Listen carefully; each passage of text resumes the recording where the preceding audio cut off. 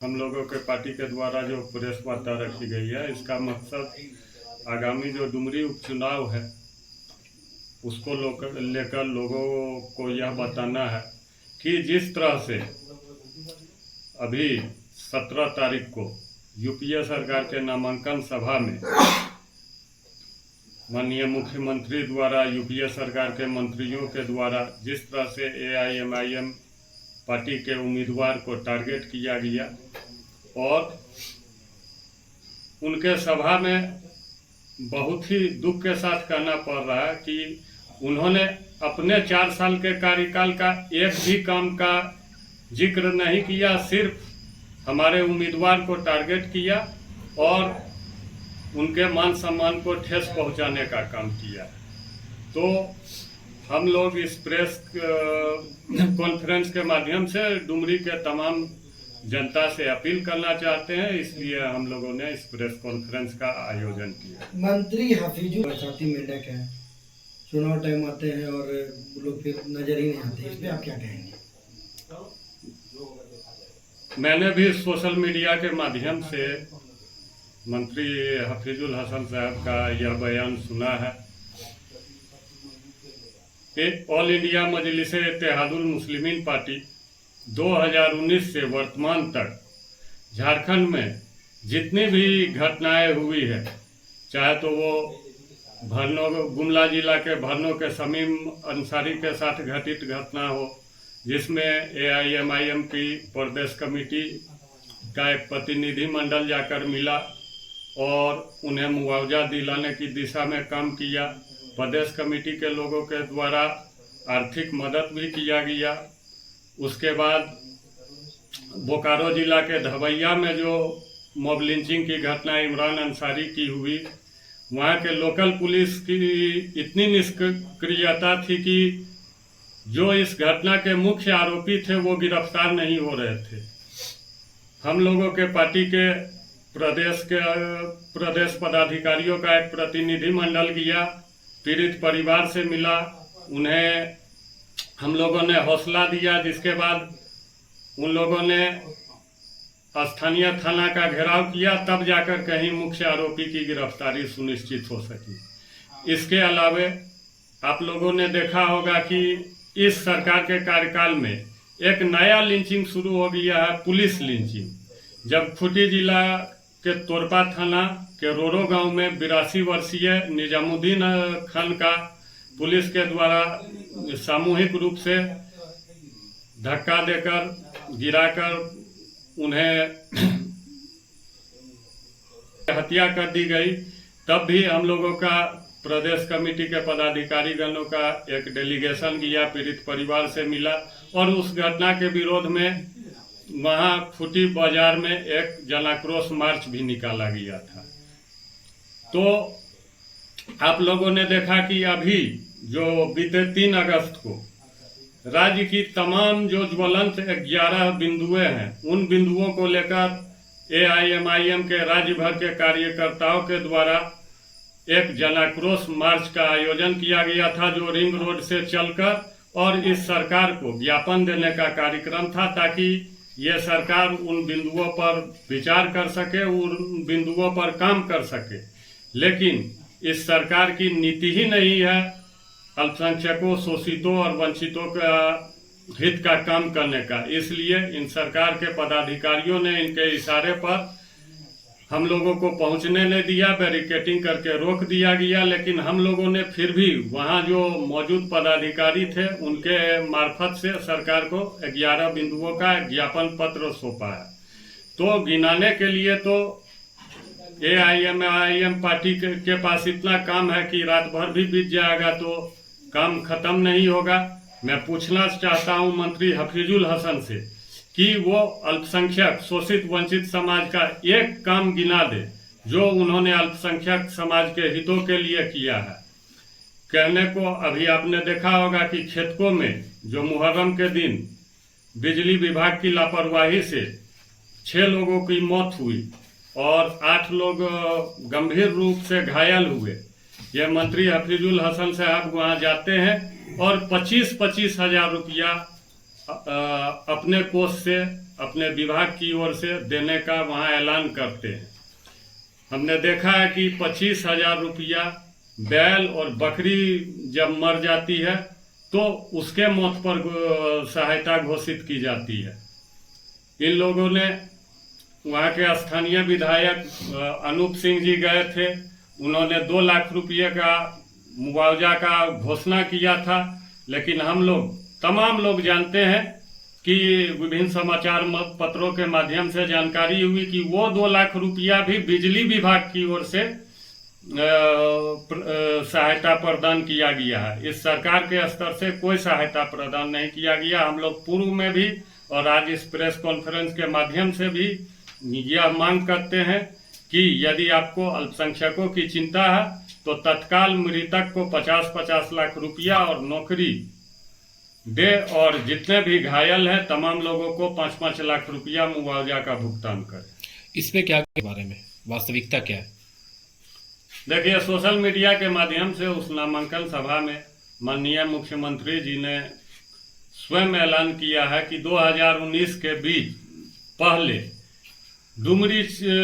विधानसभा क्षेत्र के साथ साथ तमाम झारखंड प्रदेश जो है वो मॉब लिंचिंग प्रदेश और मॉब लिंचिंग क्षेत्र के रूप में जाना जाता था, लेकिन उनके सरकार के आने के बाद इस तरह की घटनाओं में कमी हुई है। मैं माननीय मुख्यमंत्री जी से ये नहीं था, धवैया ग्राम बोकारो में जो इमरान अंसारी का विजयदशमी के दिन मॉब लिंचिंग किया गया, क्या वो मॉब लिंचिंग नहीं था? गुमला जिला के रायडीह में जो मॉब लिंचिंग हुआ, क्या वो मॉब लिंचिंग नहीं था? इस तरह की कितनी ही घटनाएं घट चुकी है पिछले 4 वर्षों में इस यूपीए सरकार के कार्यकाल में। मॉब लिंचिंग तो छोड़िए, इस सरकार के कार्यकाल में एक नया तरह का लिंचिंग शुरू हुआ है, पुलिस लिंचिंग। किसी को भी किसी आरोप में पुलिस का हाजत में बंद कर दीजिए और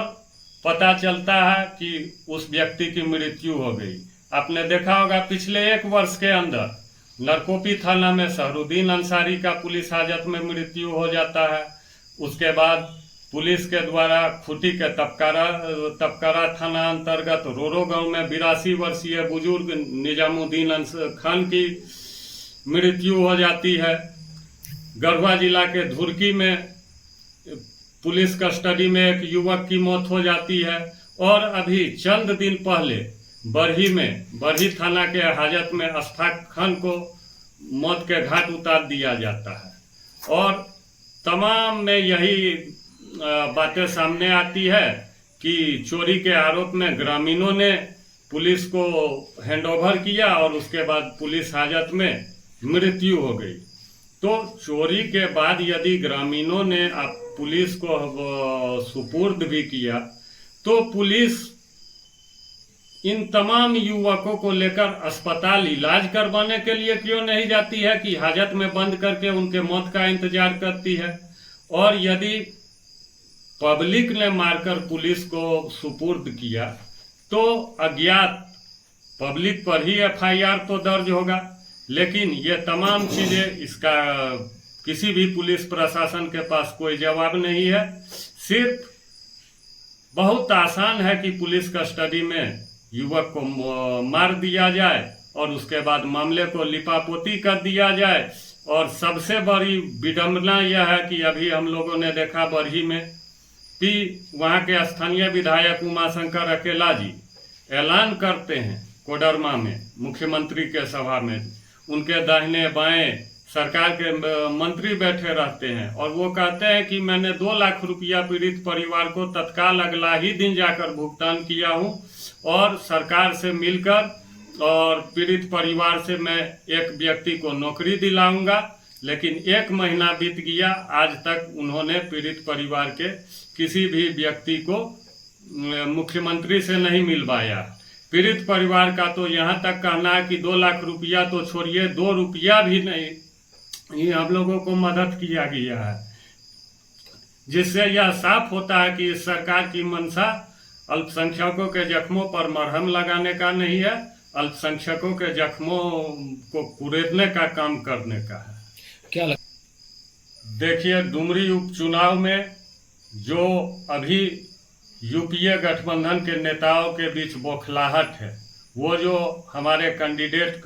के लिए अपमानजनक, उनके मान सम्मान को ठेस पहुंचाने के लिए जिस भाषा का प्रयोग कर रहे हैं, उससे यह स्पष्ट हो गया है कि यदि अल्पसंख्यक समाज अपने हक अधिकार के लिए, वहाँ जो अल्पसंख्यक समाज के 85,000 वोटर हैं, वो यदि एकजुट हो जाए तो यूपीए के उम्मीदवार को 10,000 वोट आना मुश्किल हो जाएगा। देखिए, झारखंड सरकार के कल्याण मंत्री हफीजुल हसन साहब ने यह भी बयान दिया था कि इस उपचुनाव में स्वर्गीय जगन्नाथ महतो जी के सहानुभूति में उम्मीदवार नहीं देना चाहिए। मैं माननीय मंत्री जी से पूछना चाहता हूं, क्या सहानुभूति जताने का सिर्फ AIMIM पार्टी को ही सलाह क्यों दिया जाता है, और सहानुभूति जताने का अधिकार सिर्फ अल्पसंख्यक शोषित वंचित समाज के लोगों को ही है? जब उनके स्वजातीय ही दो उम्मीदवार खड़े हैं, तो फिर AIMIM पार्टी उम्मीदवार यदि दे दी तो कौन सा विपत्ति टूट गया? और मैं तो कहना चाहूंगा कि हम लोग बहुत सहानुभूति जता चुके। हम लोग तो, हमारे अल्पसंख्यक वोटर इतने दरिया दिल हैं कि 2019 के चुनाव में आपने देखा, स्वयं मंत्री जी ने कहा कि डुमरी विधानसभा क्षेत्र में 60,000 वोटर हैं अल्पसंख्यक समाज के, जिसमें से हमें 25,000 वोट आया लगभग। बाकी के 35,000 वोट तो स्वर्गीय जगन्नाथ महतो जी को अल्पसंख्यक समाज ने दिया, वरना वो उसी आम चुनाव में तीसरे नंबर पे आ जाते, चौथे नंबर पर आ जाते, और हमारा उम्मीदवार इंशाअल्लाह पहला विधायक होता यदि हमारे डुमरी के सिर्फ अल्पसंख्यक समाज के लोगों ने ही एकजुटता दिखाती तो। लेकिन उन्होंने अपने कैंडिडेट को छोड़कर स्वर्गीय जगन्नाथ महतो जी पर विश्वास जताया, लेकिन उसका सिला क्या मिला? स्वर्गीय जगन्नाथ महतो जी जैसे ही शिक्षा मंत्री बने, राज्य के तमाम राजकीय उर्दू विद्यालयों में से उर्दू शब्द को हटा दिया गया। जो विद्यालय गठन की तिथि से उर्दू विद्यालय के रूप में संचालित हो रही थी, शुक्रवार की छुट्टी को कैंसिल करके रविवार कर दिया गया। जिस स्कूल में दुआएं होती थी, वहां दुआ बंद करके प्रार्थना कर दिया गया। यही नहीं, सिर्फ डुमरी में ही नहीं, आपने देखा कि बेरमो में भी लोगों ने सहानुभूति के आधार पर तमाम अल्पसंख्यक वोटरों ने एकजुट होकर राजेंद्र सिंह जी के बाद अनूप सिंह को विधायक बनाने का काम किया। लेकिन वही अनूप सिंह, उन्होंने बयान दिया था, ऑन रिकॉर्ड बयान दिया था मीडिया के सामने आकर कि मैं एक हिंदू हूं, यदि मुसलमान मुझे वोट देता है तो इसका यह मतलब नहीं कि मैं गौ तस्करों का समर्थन करूंगा।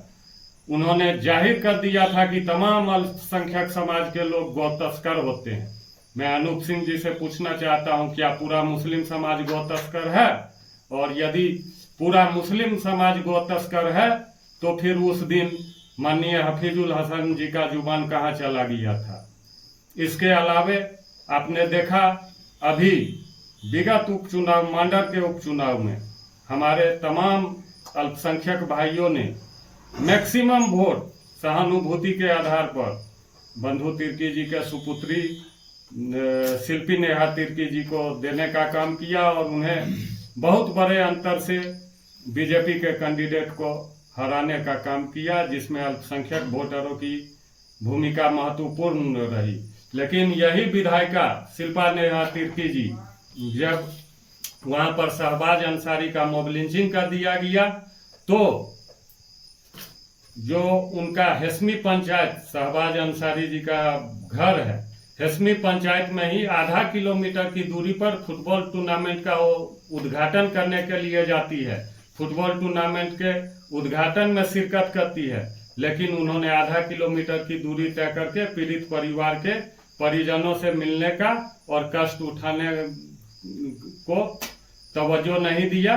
और आधा किलोमीटर की दूरी तय करके परिजनों से मिलने तक नहीं गई। और संतावना दिखाकर अपने लोगों को नजरअंदाज करके बीजेपी को हराने के लिए इन यूपीए के तमाम विधायकों को जिताते हैं और इनके जीतने के बाद बदले में हम लोगों को हमारा संतावना का यही इनाम मिलता है।